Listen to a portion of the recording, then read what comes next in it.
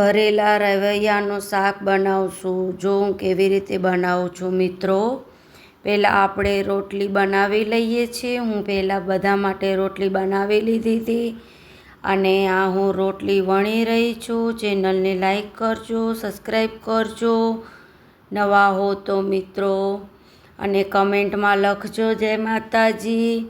તમારે ખાલી કમેન્ટમાં જય માતાજી લખવાનું છે. પૈસા નથી લાગતા. ક્યાંથી જોઈ રહ્યા છો એ પણ તમારે લખવાનું છે. લાઈવને આ લાઈક પણ કરી દેજો. હવે તમે જો આ રોટલી હું બનાવી લીધી, શેકી રહી છું. અને મારી ચેનલમાં જોજો બધા વિડીયો.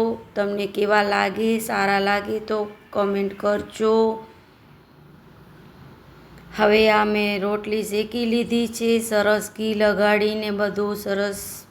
પહેલાં હું બધી રોટલીઓ બનાવી લીધી હતી, પછી મેં ભરેલા રવૈયાનો શાક બનાવ્યો હતો. અને મિત્રો વિડીયો બનાવવામાં બહુ મહેનત લાગે છે. તમારે ખાલી એક કમેન્ટ અને વિડીયો વોચ કરવાનું છે અને લાઈક કરજો. તમને વિડીયો કેવો લાગ્યો એ કમેન્ટમાં જણાવજો. હવે આ મારી રોટલી બધી બની ગઈ છે. હવે આપણે શાકની તૈયારી કરીએ છીએ. હા, હવે નાના રીંગણા છે. એ રીંગણાને મેં મસ્ત રીતે ધોઈ લીધા છે. મેં તમને પહેલાં પણ કીધા હતા, બધા આપણે શાકભાજી ધોઈ દેવાના. ધોઈ સરસ રીતે ઉપરથી બધા ડાંટકા છે એ બધા આપણે એને કટ કરી લેશું.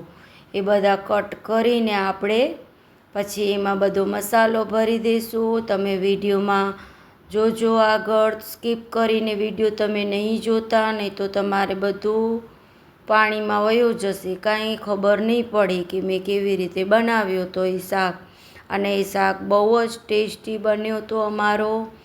હવે આવી રીતે મેં બધા ડાટકા કાઢી લીધા છે ઉપરથી. પછી એની વચ્ચેથી આપણે 4 ટુકડા કરી દેવાના છે. આખા નથી કરવાના, અડધા અડધા જ કરવાના છે. અને આ શાક તમે કેવી રીતે બનાવજો એ પણ મને જરાક જણાવજો, એટલે મને બી ખબર પડી કે તમે લોકો બી આવી રીતે બનાવો છો કે તમે તમારી રીતે બનાવતા હો. તો અમે એવી રીતે બી ટ્રાય કરશું. પણ મિત્રો તમે હું આ બનાવું છું ને એવી રીતે ટ્રાય કરજો જરૂર. જો આવી રીતે 4 ટુકડા કરી દેવાના છે.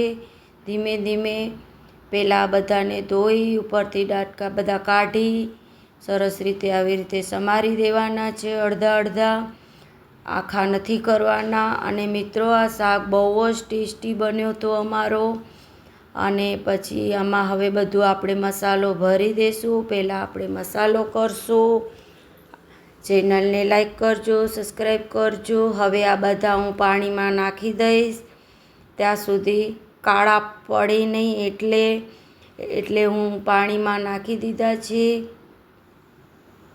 તમે પણ આવી રીતે કટ કરીને પાણીમાં નાખી દેજો થોડી વાર, 5 મિનિટ. ત્યાં સુધી આપણે સાઈડમાં મસાલો બનાવી લઈશું. હવે આ બધા મેં કટ કરી લીધા છે. કટ થઈ જાય એટલે સાઈડમાં મસાલો બનાવશું. અને ધીમે ધીમે જોતા રહેજો, બહુ તકડ ઘાય નહીં કરતા, નહીં તો તમને કાંઈ નહીં સમજાય કે મેં કેવી રીતે બનાવ્યું છે. વિડીયો આખો વોચ કરજો, લાસ્ટમાં કમેન્ટ કરજો, લાઈક કરજો. એમાં કે એમાં તમને પૈસા નથી લાગતા. ચેનલને નવા હો તો સબસ્ક્રાઈબ કરી દેજો, વિડીયોને લાઈક કરજો. આ મેં લીલા મરચાં લીધા છે, લવંગિયા 2 અને લસણ છે. બધાને ઝીણા ઝીણા કટ કરી લીધા છે. અને હવે આ સિંગદાણા છે, કાચા સિંગદાણા છે. એ સિંગદાણાને આપણે શેકી લેવાના છે. એ શેકાઈ જાય એટલે આપણે સાઈડમાં ડીશમાં કાઢી લેવાના છે. સરસ રીતે શેકાઈ જાય અને બધું ધીમા તાપે આપણે શેકવાનું છે. અને વિડીયોમાં મેં કાંઈ જ એડિટિંગ નથી કરી. જેમ મેં શાક બનાવ્યું છે એમ તમને હું બધું બતાડી રહી છું. તમે પ્લીઝ લાઈવને આ લાઈક કરી દેજો અને ચેનલ સબસ્ક્રાઈબ કરી દેજો. એટલો સપોર્ટ કરજો ભાઈઓ, બહેનો, મિત્રો. લાઈક કરજો, ચેનલને સબસ્ક્રાઈબ કરજો, કમેન્ટમાં જય માતાજી લખજો. હવે આ સિંગદાણા આપણા શેકાઈ ગયા છે. આપણે એને ડીશમાં કાઢી લઈશું.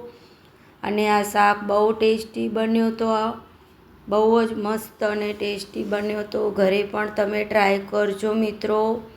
હવે આ સરસ રીતે મેં શેકીને સાઈડમાં કાઢી લીધા છે.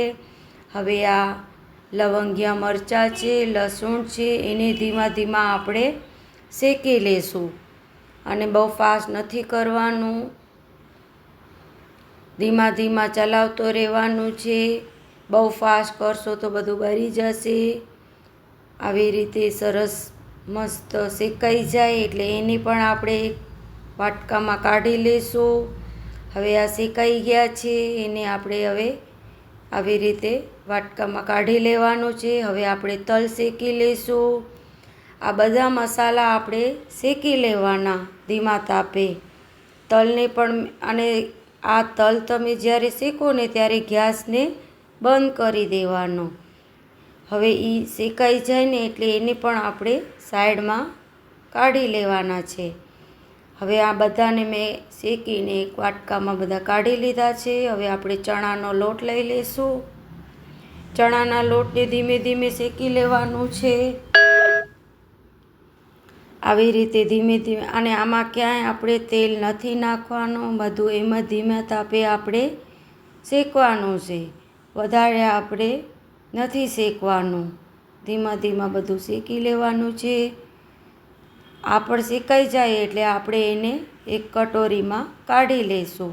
અને વિડીયોને મેં ક્યાંય સ્કીપ નથી કર્યું, જેમ બનાવ્યું એવી રીતે તમને બતાવ્યું છે. આ ચણાનો લોટ શેકાઈ ગયો, એની અંદર અમે મરચાં નાખી દીધા, લસણને શેક્યા હતા એ, તલ નાખી દીધા શેકેલા હતા એ, સિંગદાણા હતા શેકેલા એ પણ મેં એની અંદર નાખી દીધા છે. હવે એ બધા મસાલાને આપણે મિક્સ કરી દઈશું સરસ રીતે. બધાએ ધીમા તાપે મેં શેકી લીધા છે. તમે પણ એવી જ રીતે શેકી લેજો એટલે કાચા ન રહે. હવે આ બધા મિક્સ કરીને એની અંદર હલ્દી, પછી સૂકો મરચો, ધાણા પાવડર, હલ્દી પાવડર, એ બધું સૂકા મસાલા આપણે એની અંદર નાખી દેવાના. આ ધાણા પાવડર છે, બધું નાખી દેવાનું છે એની અંદર મસાલા કરીને ધીમે ધીમે. હવે પછી લાસ્ટમાં એક સાકર, મીઠું, એ બધું નાખી દેવાનું. ચેનલને લાઈક કરજો, સબસ્ક્રાઈબ કરજો. આ મેં મીઠું નાખ્યું છે. આવી રીતે મીઠું બધા મસાલા કરીને આપણે મિક્સ કરી દેવાનું. આ મેં સાકર નાખી છે એમાં. હવે આપણે એને સરસ રીતે પીસી લેવાનું છે. આવી રીતે હાથેથી થોડું મિક્સ કરી દેવાનું. હવે આ મિક્સ થઈ ગયું છે મસાલો આખો આપણે સરસ રીતે. હવે બધાને આપણે પીસી લેશું. પીસાઈ જાય એટલે હું તમને બતાડું છું કે આ કેવી રીતે પીસવાનું હોય, તો તમને ખ્યાલ જ હશે. હવે આ એક મિક્સરમાં મેં બધા મસાલા લઈ લીધા છે. હવે એ પીસાઈ જાય એટલે હું તમને બતાડું, એનો આપણે વઘાર કરી દઈશું. પછી હવે આવી રીતે આપણે એક તપેલામાં કાઢી લેવાનું. મારી પાસે કઢાઈ છે એટલે મેં કઢાઈમાં કાઢી લીધું છે. હવે આ બધું આપણે મિક્સ કરી દઈશું. મસાલો સરસ રીતે પીસાઈ ગયું છે, એકદમ બારીક કરવાનું છે બહુ. હવે એની અંદર મેં કોથમીર નાખી છે. તમને આ શાક કેવો લાગ્યો એ કહેજો મને કોમેન્ટમાં. જય માતાજી લખજો, ક્યાંથી જોઈ રહ્યા છો એ પણ લખજો. હવે એની અંદર મેં તેલ નાખી દીધું છે. કોથમીર તો નાખવાની, બહુ જ સરસ કહેવાય કોથમીર નાખે તો.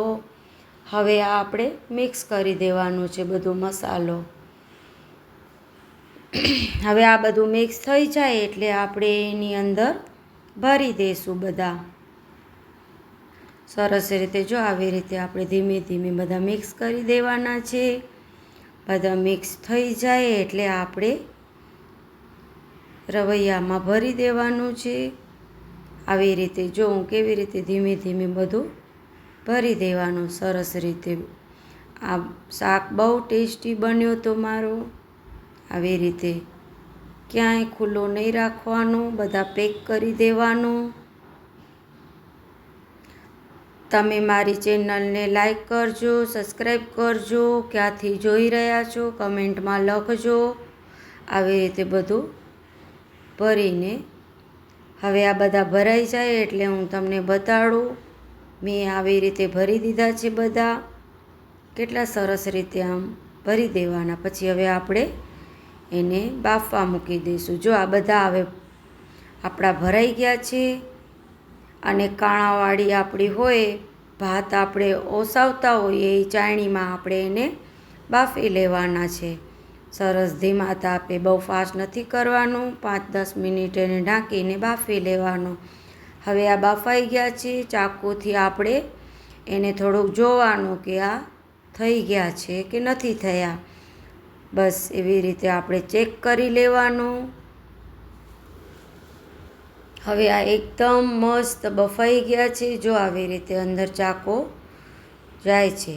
મસ્ત રીતે બફાઈ ગયા આપણા શાક. બહુ મસ્ત ટેસ્ટી બન્યો છે અમારો. હવે તેલ લઈ લેવાનું છે કઢાઈમાં.